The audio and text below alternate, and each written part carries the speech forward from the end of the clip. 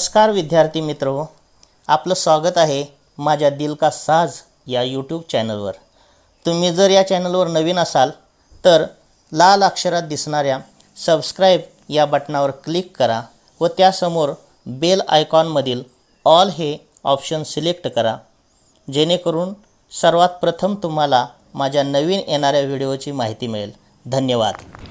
नमस्कार, मी प्राध्यापक Shikalgar SR, Shri Chhatrapati Shivaji junior college Bhor. विद्यार्थी मित्रांनो, आज आपण इयत्ता 12वी पाठ्यपुस्तकातील पाठ क्रमांक 1 वेगवशता हा पाठ पाहणार आहोत। या पाठाचे लेखक आहेत प्राचार्य शिवाजीराव भोसले। आता आपण प्राचार्य शिवाजीराव भोसले यांचा परिचय करून घेऊया। नामवंत वक्ते, महाराष्ट्रातील सुप्रसिद्ध विचारवंत आणि व्यासंगी लेखक। देशात आणि विदेशात अनेक विषयावर त्यांनी व्याख्यानमाला गाजवल्या। पुणे येथील वसंत व्याख्यान मालिकेत सलग 28 वर्षे व्याख्याने दिली। कथा वक्तृत्वाची जागर खंड 1 व 2, यक्षप्रश्न, मुक्तिगाथा महामानवाची, दीपस्तंभ, देशोदेशीचे दार्शनिक, हितगोष्टी इत्यादी त्यांचे ग्रंथ प्रकाशित झालेले आहेत। आता आपण या पाठाची मध्यवर्ती कल्पना पाहूया। या वैचारिक पाठात लेखकाने अतिवेगाच्या आहारी गेलेल्या माणसांच्या विकृतीवर नेमकेपणाने बोट ठेवले आहे। वेळ आणि श्रम वाचवण्यासाठी वाहनांची गरज लेखकालाही पटते, मात्र गरज नसताना खोट्या प्रतिष्ठेपायी कर्ज काढून वाहन खरेदी करण्याच्या वर्तमानकालीन मानसिकतेवर लेखकाने प्रकाश टाकला आहे। नको तितक्या वेगाने वाहने चालवून लोक अपघातांना निमंत्रण देतात। वेळ वाचवण्यासाठी माणसे वाहने वापरतात, परंतु माणसे वाचलेला वेळ पुन्हा वाहन चालवण्यामध्ये वाया घालवतात आणि प्रसंगी अपघात होतो। अफाट वेगाने वाहने चालवण्याच्या प्रवृत्तीमुळे वाहन चालकाच्या शरीर मनावर अनावश्यक ताण निर्माण होतो। त्यामुळे स्वतत्व स्वास्थ्य हिरावून घेणारा अनैसर्गिक वेग कमी करण्याबाबत लेखक शेवटी कशा प्रकारे इशारा देतात ते आपल्याला या पाठातून पाहायचं आहे। विद्यार्थी मित्रांनो, आता आपण या पाठातील महत्त्वाचे मुद्दे पाहूया। पहिला मुद्दा आहे, आपले जीवन स्थिती आणि गती यात विभागले आहे। दुसरा मुद्दा आहे, माणसात दुरावा निर्माण होतो, तो असह्य होऊ नये म्हणून वेगाचा आश्रय घेतला जातो। तिसरा मुद्दा, भारतीय आणि अमेरिकन जीवनशैली। चौथा मुद्दा आहे, वाढती स्पर्धा आणि वाहनांचा वापर। पाचवा मुद्दा आहे, भरधाव वेगाने गाडी चालविण्यास औचित्य कुठले।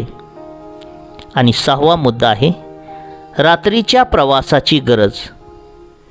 आणि सातवा मुद्दा, भरधाव वेग, निसर्गविरोधी वर्तन। आता आपण या पाठातील एका मुद्द्याचा परामर्श घेऊया। पहिला मुद्दा आहे, आपले जीवन स्थिती आणि गती यात विभागले आहे। मित्रांनो, वेग हे गतीचे एक रूप आहे। आपले जीवन ही स्थिती आणि गती यात विभागलेले आहे। थांबणे, चालणे, धावणे असे हे जीवनचक्र फिरतच असते। आपल्या विचारांनाही गती असते, जिला आपण प्रगती म्हणतो। ही विचारांची गती असते। गतीला जेव्हा दिशा असते तेव्हाच ती प्रगती या संज्ञेला प्राप्त ठरते। दिशाविहीन गती ही अधोगती ठरते. आजच्या जीवनात विलक्षण वेगवानता आढळते. रस्ते वाहनांनी व्यापलेले असतात. माणसे घरात राहतात म्हणूनच अल्पकाळ तरी स्थिर असतात.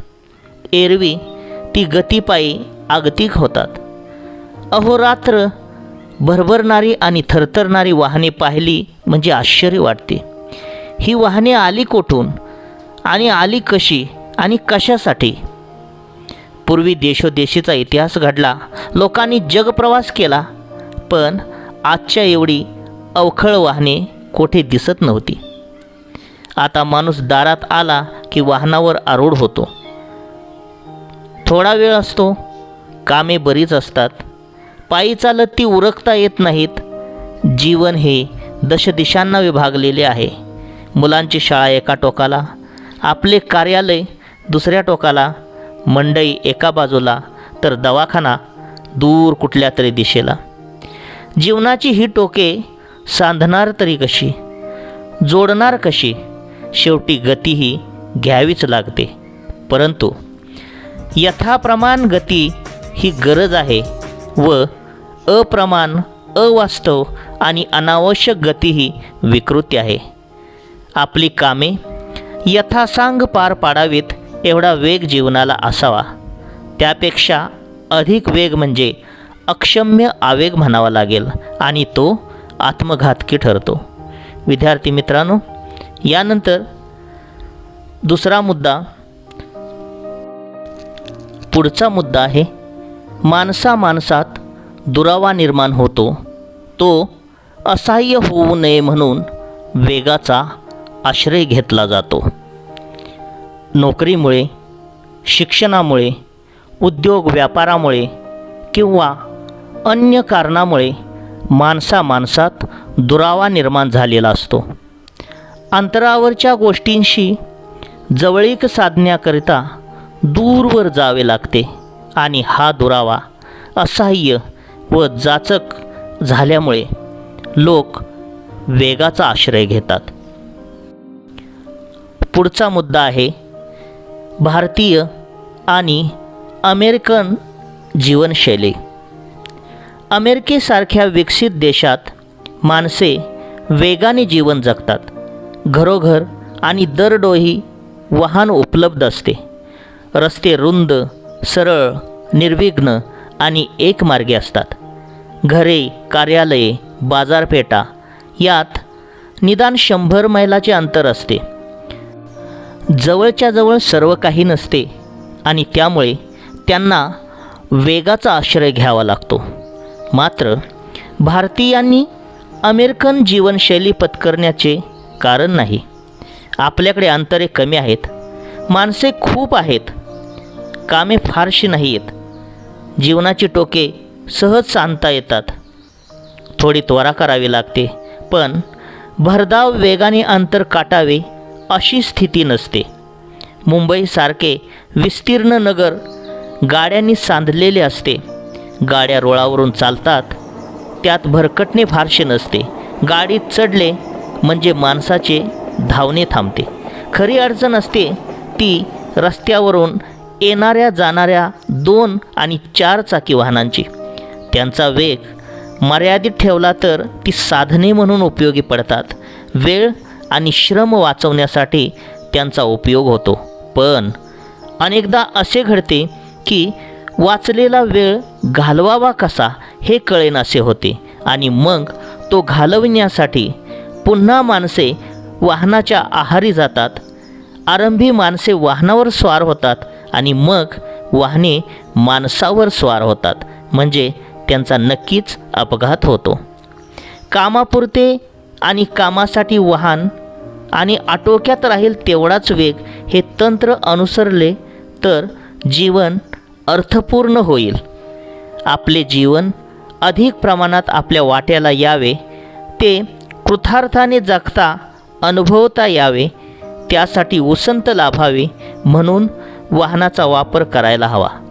आता आपण पुढचा मुद्दा पाहूया, वाढती स्पर्धा आणि वाहनांचा वापर. इतरांशी मानसिक स्पर्धा करण्यासाठी किंवा आपल्या ऐश्वर्याचे प्रदर्शन घडवण्यासाठी गरज नसताना कर्ज काढून वाहने खरेदी करणारे माणसे समाजात आढळतात. कोणतेही महत्त्वाचे काम नसताना पत्नीला मागच्या बाजूला बसून आधुनिक दुचाकीने सहज फेरफटका मारून आले म्हणजे अनेकांना बरे वाटते. पण आहेच वाहन तर 4-6 मैलावरचे एखादे निसर्गरम्य स्थान किंवा मंदिर पाहण्यासाठी ही माणसे का जात नाहीत बरं? एखादा लक्ष्मी रोड, महात्मा गांधी मार्ग किंवा जंगली महाराज रस्ताच का पसंत केला जातो? देहू, आळंदी, सिंहगड, बनेश्वर, विठ्ठलवाडीकडचे रस्ते का दिसत नाहीत? वाई, सातारा, फलटण, कराड अशा गावी वाहनांची एवढी निकड आहे का? शेतमळ्यात जायचे असेल तर तातडीचा भाग म्हणून कधीतरी वाहन लागेल. आपले राहणे गावाबाहेर होत असेल तर वाहनांचा उपयोग होईलही. पण सहज आणि सुखाने येणे जाणे सोडून वेगाने एरझाऱ्या कशासाठी घालायच्या? आहेच गाडी तर मारूया चक्कर अशी भावना बाळगून रस्त्यावर अडचणी निर्माण करणारे रसिक संख्येने वाढत चालले आहेत. आता पुढचा मुद्दा पाहूया. भरधाव वेगाने गाडी चालविण्यास औचित्य कुठले? वाहन हे वेळ वाचवण्यासाठी असते, ते वेळ घालवण्यासाठी नसते. त्याचा वेग बेताचा असणे अगत्याचे असते. माणसे चालू आणि पळूही शकतात, पण रस्त्याने कोणी चालण्याऐवजी पळू लागला तर त्याचे कौतुक करावे का? अपेक्षित स्थळी वेळेवर पोचता येईल अशा बेताने वाहने चालवण्याऐवजी उगाचच भरधाव वेगाने चालवण्यात औचित्य कोणते असते? वाहनाचा वेग वाढला म्हणजे त्याच्यावरचा ताबा कमी होतो. त्यामुळे वाहन मागे टाकून पुढे जाण्याच्या हव्यासामुळेच अपघात होतात.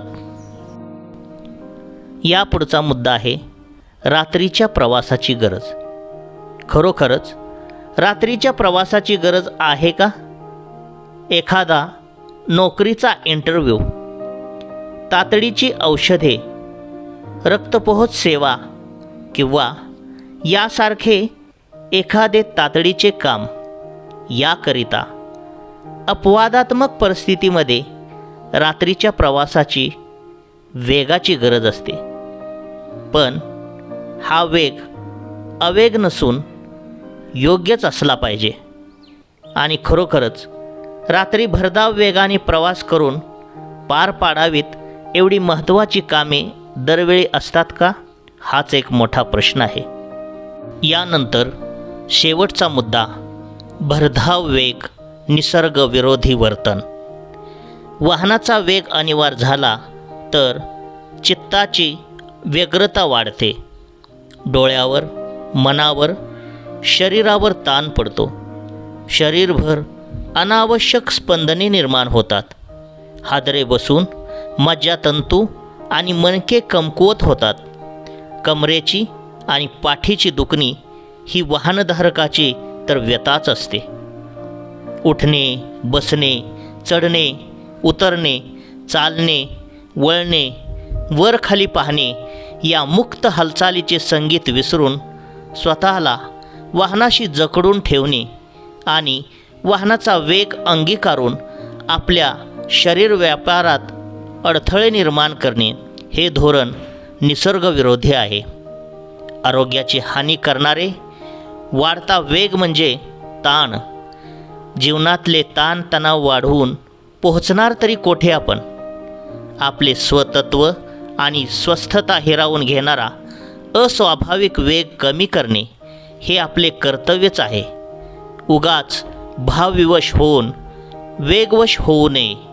अनाठायी वेगामुळे पोहोचण्यापूर्वीच अंत होण्याची शक्यता वाढते. आता आपण पाहणार आहोत अतिवेगाच्या आहारी जाण्याची कारणे. 1. वेळ थोडा असतो, कामे बरीच असतात. 2. जीवन दशदिशांना विभागलेले आहे. 3.